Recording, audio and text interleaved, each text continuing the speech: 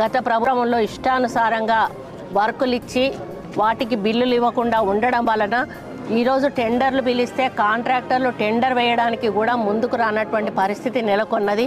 అయినా కూడా ప్రజల అవసరాలను దృష్టిలో పెట్టుకొని, ప్రజల సమస్యలను దృష్టిలో పెట్టుకొని మళ్ళీ వర్షాకాలం వస్తే మనం పనులు చేయలేము కాబట్టి మీరు తప్పకుండా ఈ పనులు చేయాలని కాంట్రాక్టర్లను ఒప్పించి మెప్పించి ఈరోజు శంకుస్థాపన చేయడం జరుగుతూ ఉంది. ముఖ్యంగా ఈ పనులు జరిగితేనే రేపు వర్షాకాలంలో ప్రజలకు ఇబ్బంది లేకుండా ఉండేటువంటి అవకాశం ఉంటుంది.